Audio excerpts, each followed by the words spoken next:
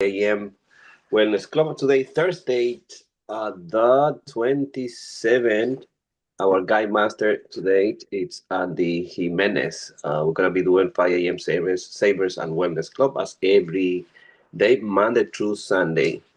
So you are welcome, and we're happy that you are here with us. So let me go get everybody. All right, done. So whenever you're ready, Andy Jimenez, you can take it from here. I think All we are right. live. All right. Good morning, everyone. Let's Yes. get ourselves set up here. Good And morning, Your Andiness. good morning, Victor. All right. Share screen. Start broadcast.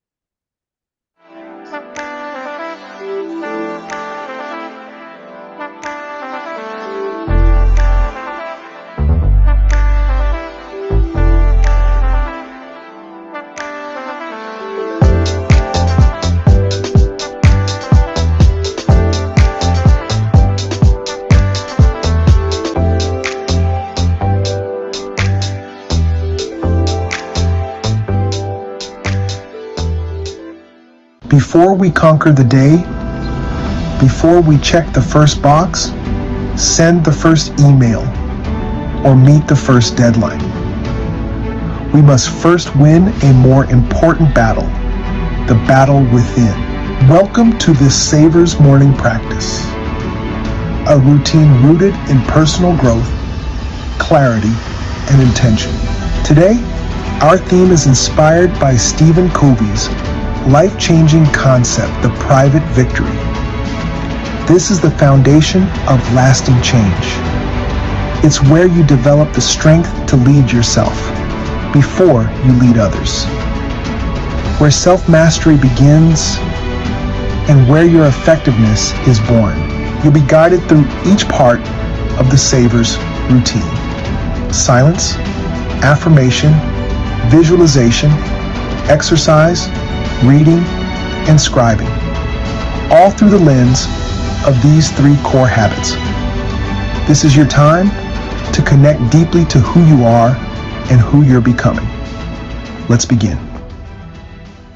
Before the noise of the day begins, before the tasks, the emails, the decisions, give yourself this gift: silence. Let go of yesterday. Let go of what's ahead and arrive fully here in this moment. Take a deep breath in and slowly let it out. Again, inhale deeply and exhale slowly. Feel the stillness around you and within you. This is your space to connect, to listen, to be. In the silence, strength is born. In the quiet, clarity rises. Take the next few moments to sit in this silence. No need to force thoughts away.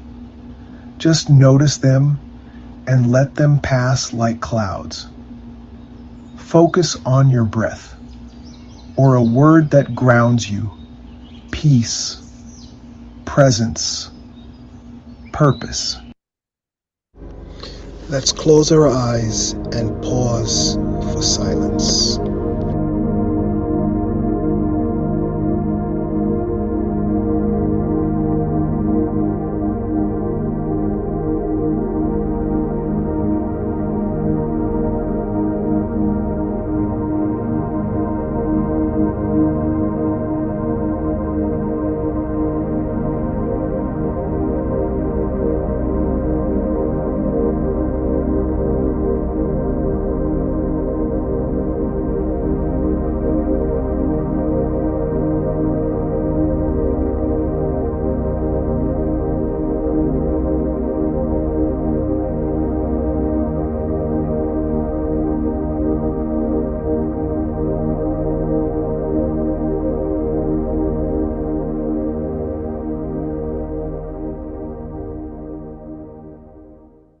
We are now transitioning over to affirmations. The theme of today's affirmations is strengthening personal leadership. Take a deep breath and let it out slowly.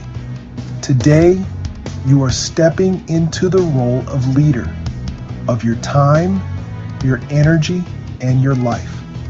Repeat these affirmations with intention, allowing the words to shape your mindset and fuel your actions.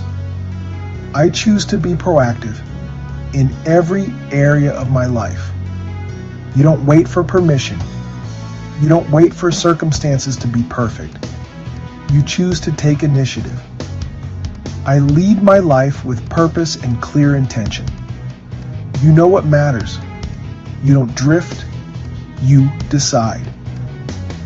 I prioritize what matters most to me and act on it with discipline. You are grounded. You are focused. And today, you act with clarity and purpose. Let these words carry you forward as you lead your day with confidence and strength. You need to hear this if you're on a journey of self-improvement. Close your eyes and take a deep breath. Picture your ideal self. Who are you becoming? What kind of energy do you bring into a room? How do you treat others and yourself? See yourself living a life aligned with your values. Visualize completing one key goal that reflects your mission. Picture the steps, the progress, and most of all, the feeling of accomplishment when it's done. Now place yourself in a challenging situation. Instead of reacting, you pause. You remember who you are. You choose your response. With the end in mind, every choice becomes a step toward your future. You are becoming more than you were yesterday, on purpose. We are transitioning over to exercise. We're only doing one exercise today, and that is the push-up. Do the best that you can, do as much as you can, aim for 20. If you can't do 20, do 10, but do as much as you can. We're going to do 2 sets of push-ups. 8, good. 9, lock it up. 2 more. 1 more. Beautiful. 2, 3, there you go. 4, 5, 6, better. 7, lock it up. 8, good. 9, lock it up. 2 more. 1 more. Beautiful. Great job, everybody. Great job. Thanks for your effort.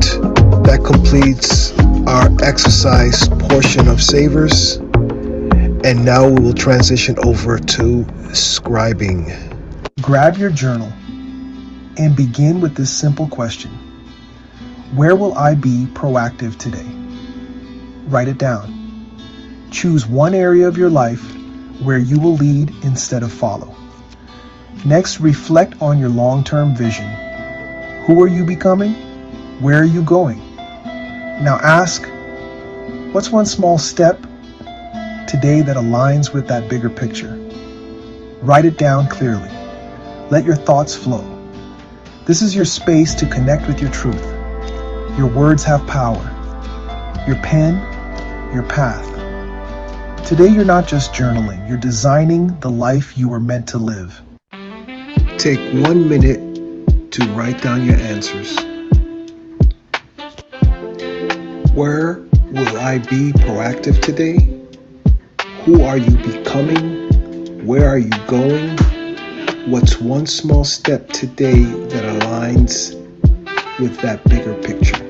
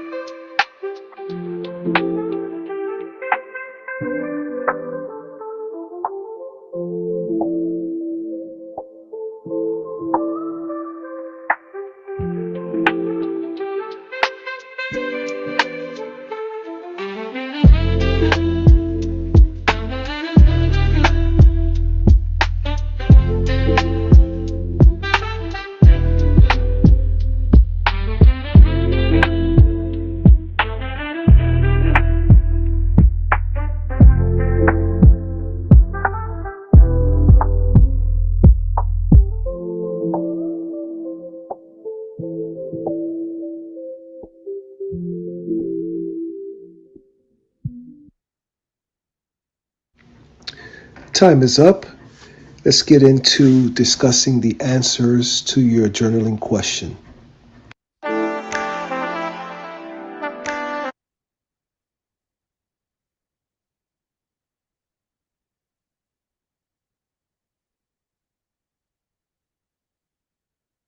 All right. Good morning, everyone. Not sure if you were able to complete that journaling question. And I'm going to start with the first person that I see on the top of the list here, which is Gregory. Great morning. On one area I'm going to focus on, be proactive today, is my health. I'm going to continue with the fast and track everything that's I'm doing regarding that. I'm going to be proactive with drinking a quarter gallon of water right now and finish my gallon of intake. I'm becoming my better self. My goal is to lose 40 pounds in the next 6 months and add more years to my life. Thank you. Beautiful, Gregory. It's excellent. Next here on the top of the list here is Mr. Victor Catano.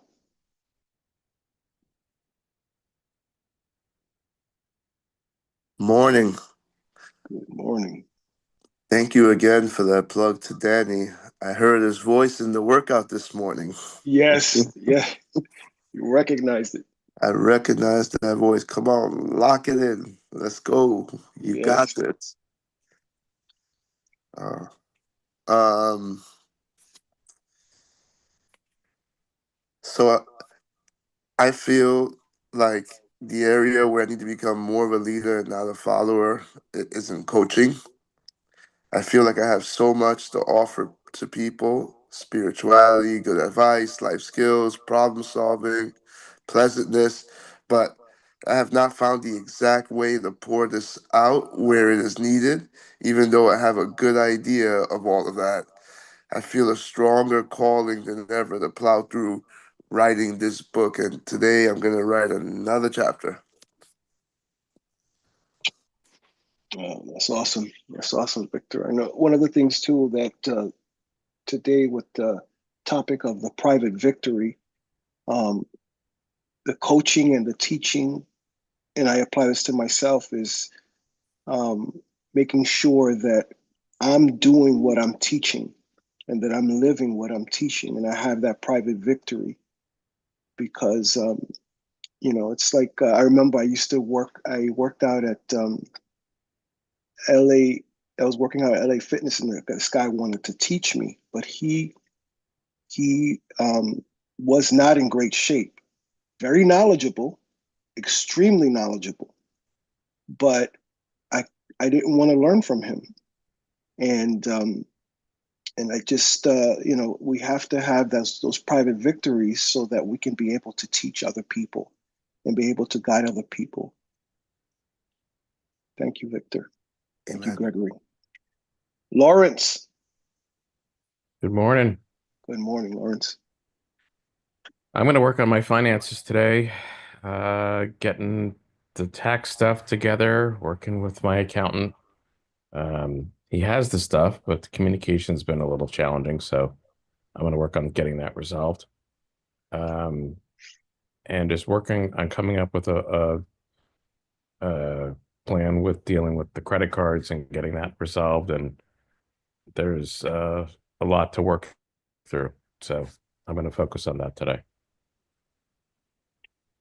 All right. Finances is important. Critical.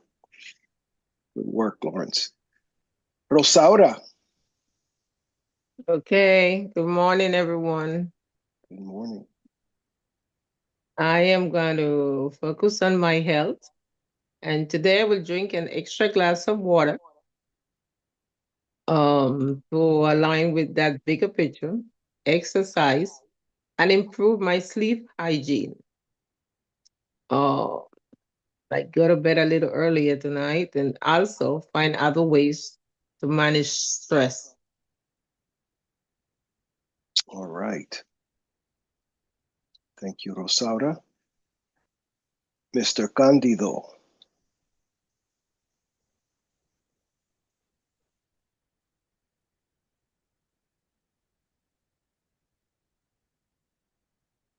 Candido, are you in the house? Not sure if you have to unmute.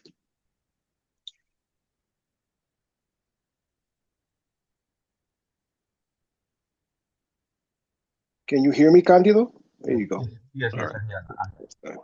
Okay, I'm gonna focus in my health, my personal development, and my finances. And I wanna go to accomplish my goals in my next 12 months. And the thing is that I am becoming a man of presence, be present, be conscious in whatever movement, whatever thing I do. And what align with my big picture is follow my dreams to live in Dominican Republic or in Florida, making at least $10,000 a month to support myself and keep my lifestyle. Awesome. So, Candido, are you gonna be staying over there in DR? Yes, I am. That's why I am pursuing my goals. I am trying to follow my dreams. I am trying to follow my trading classes in order to make money enough for I live in over here in the Dominican Republic because my spirit, my body, my mind is asking me to be over here. So I'm gonna follow whatever I want now because many times ago I used to do whatever many people like me to do. Now is the time to do what I like to do. That's it. Taking leadership. You following your Yes. plans and not letting the plans of others throw you off. So that's excellent. That's really good. Yeah. Yeah, thank you. Marta Rodriguez. Buenos días. Buenos días, Andy. Buenos días, todo everybody. Um, I working in my health thing. I I a little weak to for the fasting. Um, but I continue to working with my health thing because I need it. Uh, I'm working with my community. Uh, and this prepare me better and better to continue to teach another people about that. And the book, the seven habit, it's I am really pay attention what we learning from the book and put it in practice. Uh, I feel more focus. Mm-hmm. Thank Excellent. you. Mm-hmm. You're Thank you. welcome. You're welcome, Little by Marta. little, I am not be too more crazy to do things, but the thing that I do it is effective and proactive. Yes. Yes. That's it. Sometimes we yeah, want to do too much. yeah, And when you try to do too much, it could be discouraging. But if you take small steps, the key is the consistency, which yeah. all these Mm-hmm. books that we've been reading on habits is trying to establish for each and every one of us. One of the areas that Seven Habits talks about is Mm-hmm. building character, and the character comes from just sowing consistently, even if it's small, but it's consistent. And Mm-hmm. then that's what Victor and I are working on is making sure that we stay consistent and Mm-hmm. he's working on his hitting his target numbers. And he uses my app and he puts in his information of what he ate for the day. And the goal is that he hits his target number for the day. If he does that on a consistent basis, week after week, his numbers will get better. His weight will drop. But you Mm-hmm. have to be aware of what your goal is every day, and check with yourself. And having an accountability partner is really like, whether it's with a community or whether with this group or individual, having an accountability partner is like so important, because it's very easy for us to fall off the wagon, Mm-hmm. to hit the snooze button, and to say, okay, today I'm going to take a break and I'm not going to do this, because there's no one there to tell you, well, what about your goal? So Mm-hmm. I would encourage everybody to try to get an accountability partner, someone Mm-hmm. that knows what you're trying to do, and that can help you stay, focused on your accomplishment. But Mm-hmm. thank you, Martha, so much for what you No, said. thank you, Andy. Marcin, are you able Good to speak? morning. Okay, there you go. I will say it's one thing to do them on my own for a week, and another to be back and listen to everyone speak and be motivated tenfold, just as you were saying, Andy, to be part of a community to hold you accountable. It's a different feeling. So I'm glad to be back. We're glad to see you back, my man. You have been missed. And so have all of you, man. It was yeah. Uh, but for proactivity, yesterday I'm going to continue what I was doing yesterday at the airport, where I read the portion of the book of management versus leadership, and I became so inspired that I used AI to pretty much help me analyze my strengths and weaknesses in my leadership style and ask me questions. And then I think I answered 20 questions that AI generated. And I said, all right, as a consultant like Jocko Willing, give me a feedback or game plan for me to utilize to become an effective leader.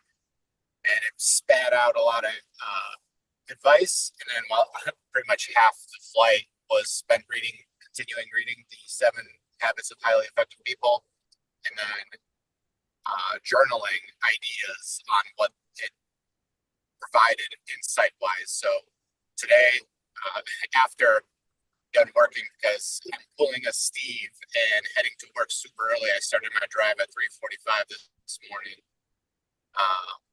After that, though, I'm going to continue with my analysis of where my leadership can be improved, because my employees deserve the best leader they can get. They do a great job, and I want to make sure that I can support them wherever I can. That's awesome. And this is the first time you're reading the book, The 7 Habits? Technically the second time, but it did not stick like it did this time. I've Right. noticed that as I gain more wisdom and mature, books are definitely hitting a little bit differently, because I've read at least 3 books, reread 3 books by now, where I feel like I've gained much more insight and wisdom from them than I did the first time I went through them. Yes, that's true. And that's one of the things that they mentioned, Steve Covey mentioned in the book, was shouldn't be a book that you just pass by. This is a keeper. This is one you keep on your shelf and you Yeah, refer to it, because it's every time you come back, there's something new that you get from it. And that exactly. part and that part about management is really important, because I know that's your field. You're in the management field, and we're all called to be managers in this planet. Everything that we have as a gift of God, that we've been given the responsibility to have: our families, our homes, our finances, and we are called to manage them effectively. And that's been a challenge for me, because I've never really been. I'm great at some ideas and I'm great at making plans, but I've had weaknesses in my management. And so that's one area that I'm working on, to be very, very good at managing, especially in the area of finances, because a lot of times, we're looking to get more money, to earn more money, but we forget to manage what we have and see like how we waste it. If we even keep a record of what we consume every week and you make a note of it, it's almost like you go, oh my gosh, I can't believe I spent this much money on food, like takeout and unnecessary stuff. It's crazy. So management is important. And thank you so much, Marcin, for sharing. Dr. Very well Pina. put, Andy. Yes, thank you. Yeah, thank you. It's we miss Dr. Z, man. Don't disappear on us. We miss you a lot. So what will I be productive today? I want to dedicate this year to build my body. The goal is aesthetically pleasing physique, like Andy, with the intelligence of an anatomist, and work to enhance each muscle of my body with the longevity purpose and following Brian Johnson protocols of exercises personalized for me. On his blueprints method focuses on cardio, strength, extension, flexibility with the strengths of endurance that we already have with the marathons and mindfulness. I want to get, and now that we got a new beautiful gym for us in Story Creek, Kissimmee. Amen. Awesome, Dr. Pina. Yeah, I'm on that same quest. I see you hitting that gym hard. How often are you going? Are you doing I know you're doing some of the running, but you're focusing on strength training?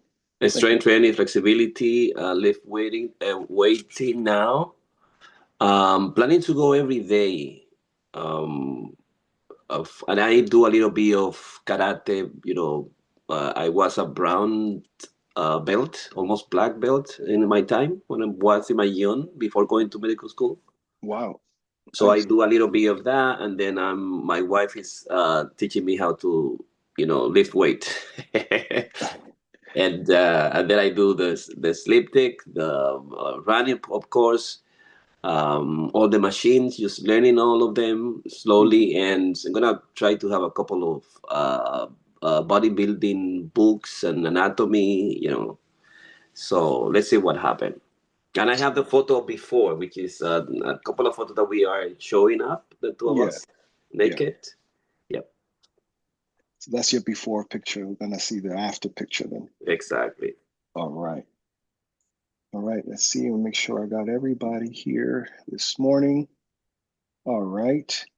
Thank you so much. So now let's get into the reading portion. Let me get the sharing screen here and let me set this up.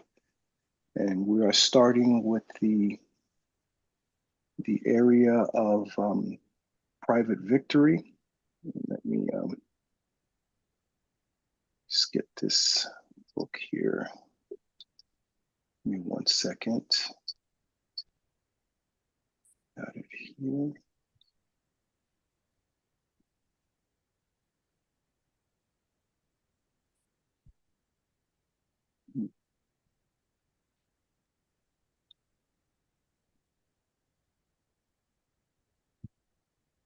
Can't seem to, I'm not sure if it's, let me get this here.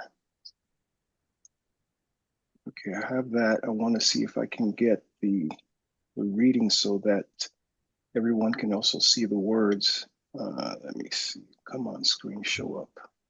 Dang, this guide bastard comes with batteries included. Oh man. All right, so it looks like I cannot get I can't pull up the reading portion. I don't know why. I guess maybe because it's recording, but let me get the,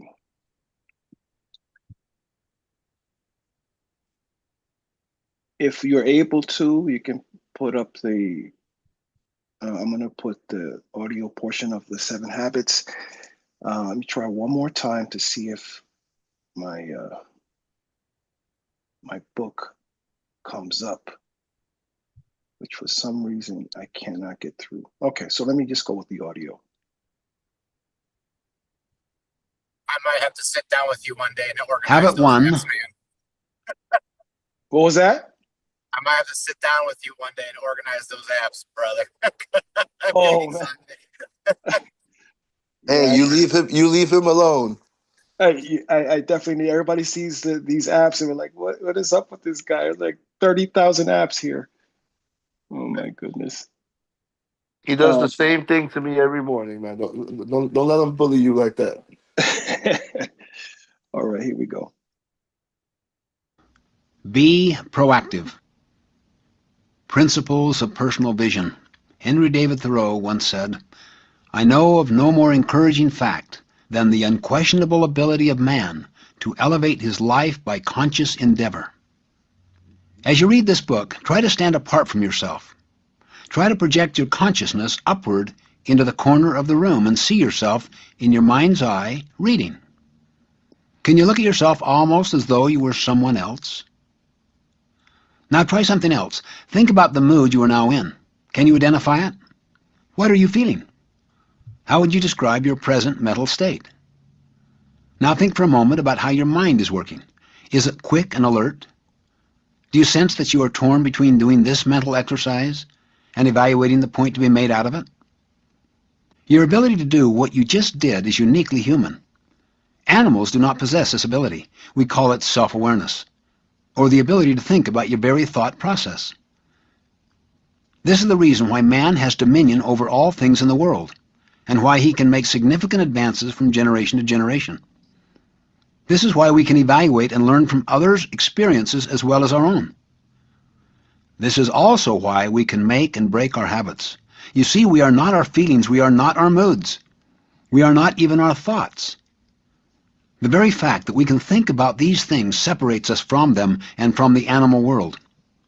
Self-awareness enables us to stand apart and examine even the way we see ourselves. Our self-paradigm, the most fundamental paradigm of effectiveness. It affects not only our attitudes and behaviors, but also how we see other people. It becomes our map of the basic nature of mankind. In fact, until we take how we see ourselves and how we see others into account, we will be unable to understand how others see and feel about themselves and their world.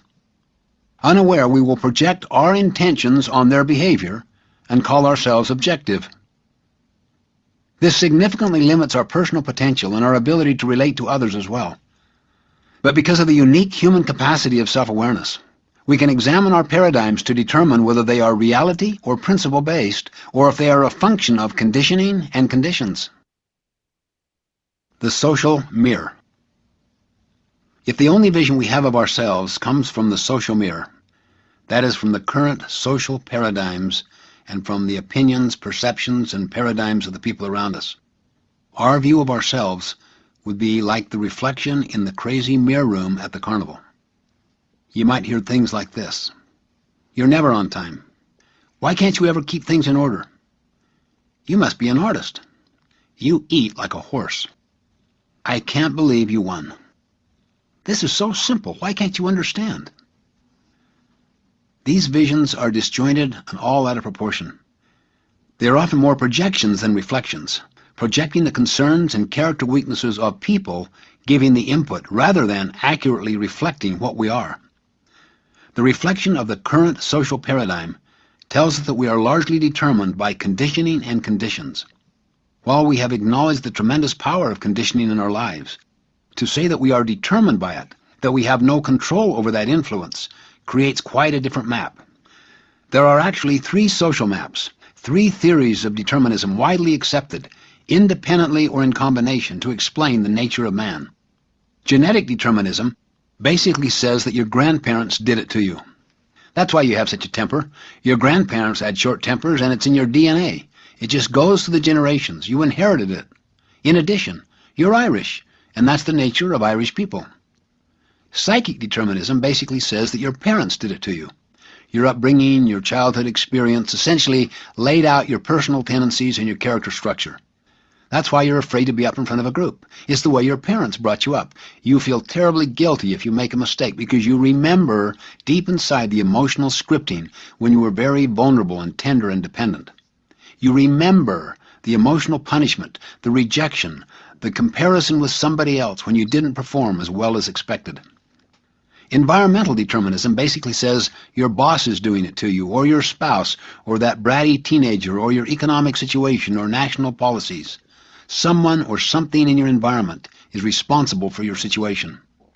Each of these maps is based on the stimulus-response theory we most often think of in connection with Pavlov's experiments with dogs. The basic idea is that we are conditioned to respond in a particular way to a particular stimulus. How accurately and functionally do these deterministic maps describe the territory? How clearly do these mirrors reflect the true nature of man? Do they become self-fulfilling prophecies? Are they based on principles we can validate within ourselves? Between stimulus and response. In answer to those questions, let me share with you the catalytic story of Viktor Frankl. Frankl was a determinist raised in the tradition of Freudian psychology, which postulates that whatever happens to you as a child shapes your character and personality and basically governs your whole life. The limits and parameters of your life are set, and basically you can't do much about it. Frankl was also a psychiatrist and a Jew. He was imprisoned in the death camps of Nazi Germany, where he experienced things that were so repugnant to our sense of decency that we shudder to even repeat them. His parents, his brother, and his wife died in the camps, or were sent to the gas ovens. Except for his sister, his entire family perished.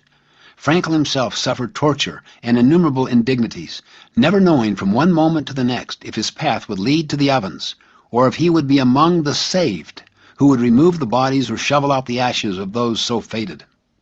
One day, naked and alone in a small room, he began to become aware of what he later called the last of human freedoms, the freedom his Nazi captors could not take away. They could control his entire environment. They could do what they wanted to his body, but Viktor Frankl himself was a self-aware being who could look as an observer at his very involvement. His basic identity was intact. He could decide within himself how all of this was going to affect him.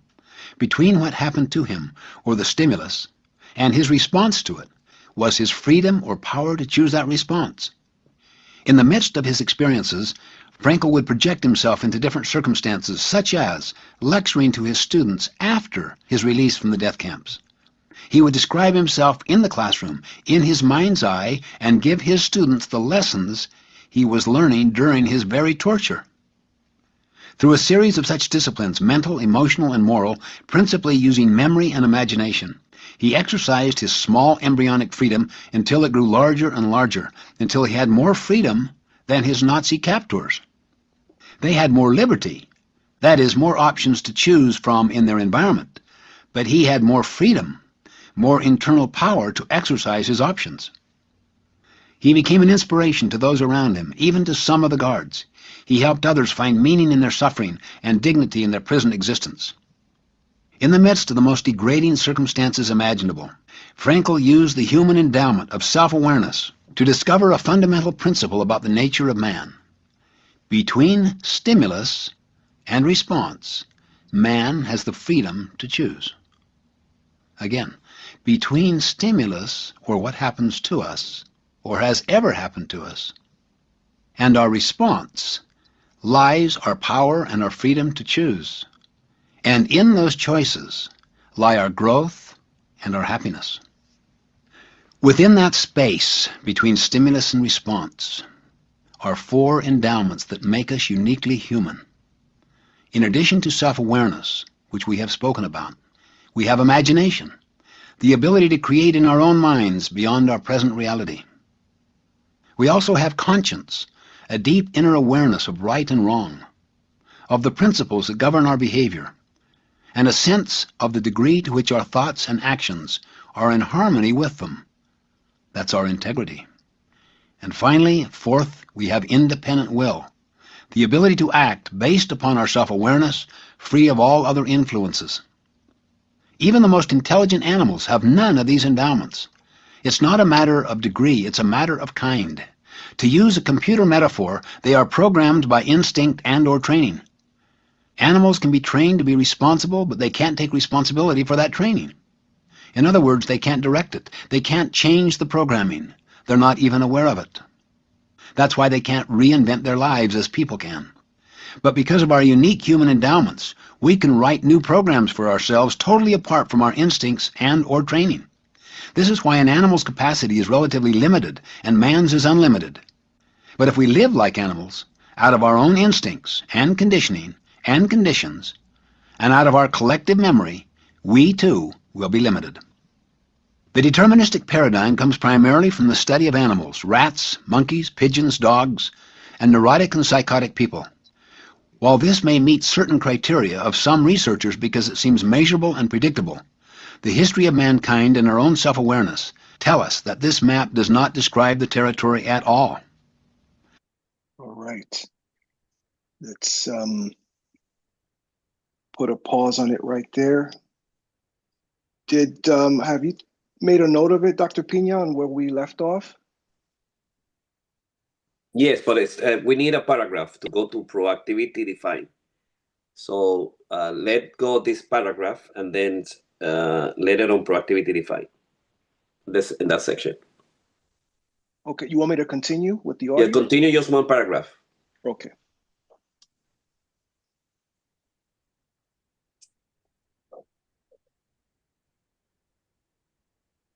Our unique human endowments lift us above the animal world. The extent to which we exercise and develop these endowments empowers us to fulfill our uniquely human potential. Between stimulus and response is our greatest power, the freedom to choose. Okay. All right. So let's open up the floor here and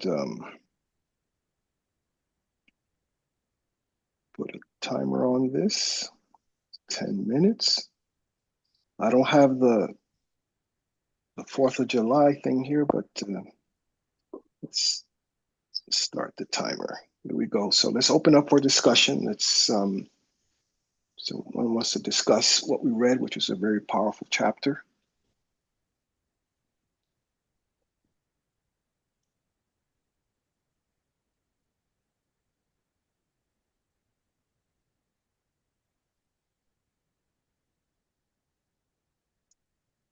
I know for myself, that particular part where it talks about responsibility or your response able, or the space in between that response, that pause is very, very, very important. It's been very, very important to me. Every time I don't have a pause, especially when other people's opinions come towards you, it's been my downfall. I'm very, like, just to be vulnerable, I'm very and my wife calls me out on it, I'm very sensitive to like racial situations where I feel like maybe I'm not being treated the way I would like to be treated because the color of my skin. And so when you live your life with that paradigm, or that way of looking at the world, your response is usually not very good. And so I've had situations where I've made judgments of other people, and I've been so wrong about that person, assuming that they were, who they were, and they were not even close to that. But having the right response, and I think the key there is pausing, is just waiting, not being reactionary, because people always have comments. I look at sometimes some of the preachers that they have online, and there's not one preacher, whether they're excellent or not, that someone is not criticizing them on. There's always somebody who's going to say something. And so we have to develop thicker skins, and I'm directing that to myself, where the comments of other people, the views of other people should not concern you. You should focus on your map. You should focus on your goals. You should focus on what you're trying to accomplish with the end in mind. And I think that particular part there with the space for me, that pause, which I've put into practice, has helped me out a lot. It's taken me a lot of years to get to that point. I still have work to do, but that response and staying focused on what you have to do is just so critical. And I've been watching this series called The Chosen on Prime, where it talks about it's oh man, that series is so excellent, and it's about the life of Jesus Christ and the way. What I find it interesting is the way people were living in that time, and the interactions, and how Jesus would have been with them, and the amount of criticisms that he would receive, and just his calmness and his apt answers were so critical. So that's just my commentary on that. If anybody wants to add to what they've gotten out of this particular chapter, you can go right ahead.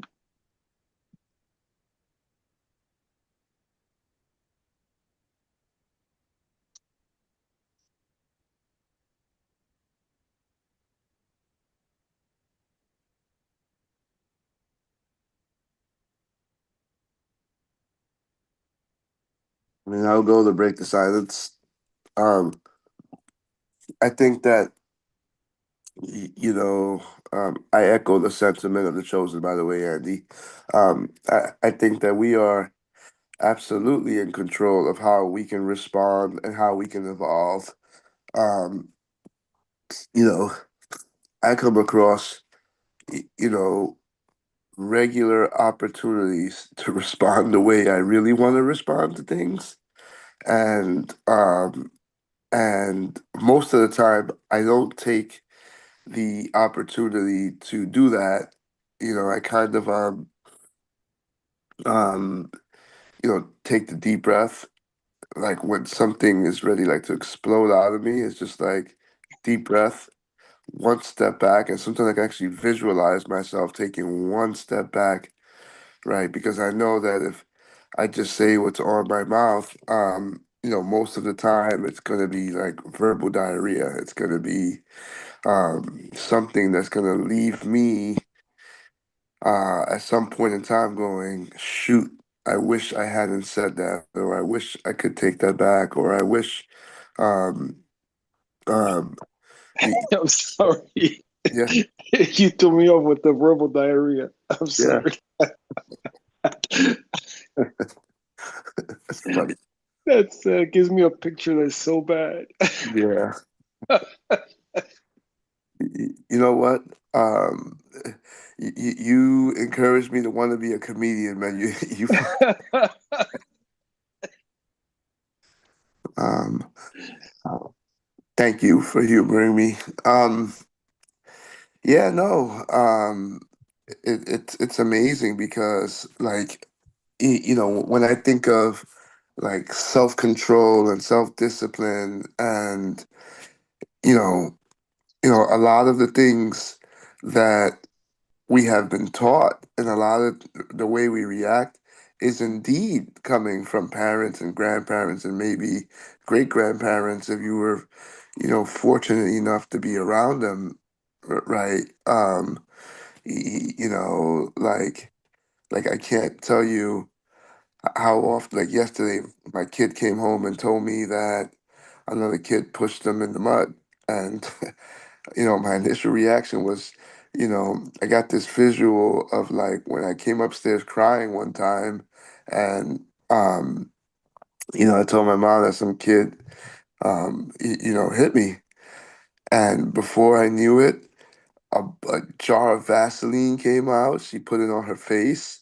She tied her hair in a ponytail, and we were downstairs. And she was just like, "Go hit him." you know, she forced me to go fight a kid, right? That I was terrified of, right? And so my initial reaction yesterday was like, we're gonna go down to that school and we're gonna push that kid in the mud, right? How's that for a godly thing to say, right? And then it's just like, what are you doing? What are you thinking about? Like, you know, because there's certain things that, like, when it comes to like family or when you love something or close to something, right? You don't want to see people hurt. So your initial reaction is like to fight, right? And then it's just like that deep breath, go, are you out of your mind? Right. And, you know, you got to take that deep breath and you got to figure out how you truly want to respond to something because in the end, you don't want to be like maybe you've all seen that coach who, in the heat of a sports moment, decided to yank a girl's hair on camera. Like, holy mackerel, right? And you could hear in his comments, he said, I deeply regret doing that. And I believe he did. Like, he will never have a coaching job again, right? No one's ever going to, especially not around girls. So, you know, we do have to be in tune with how we react to things and have control over how we want to show up with our reactions. Thank you, Victor. We have 1 minute left in our timer. So if anyone wants to use that up.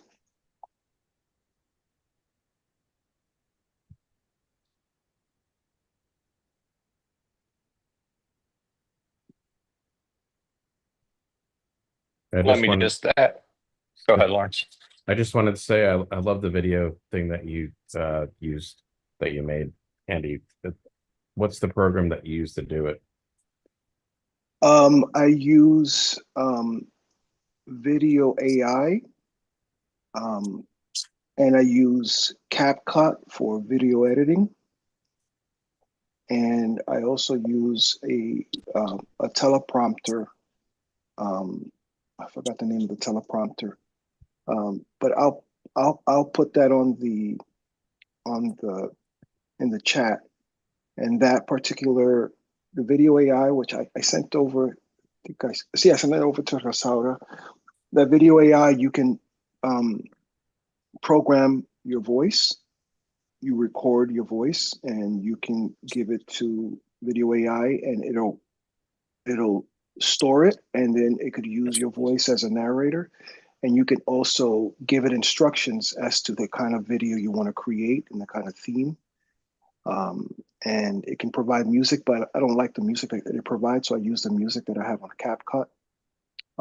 But those two, CapCut and Video AI, are very, very good programs to use. And I'll put that in the chat for anyone who wants to, use it to create videos and stuff like that.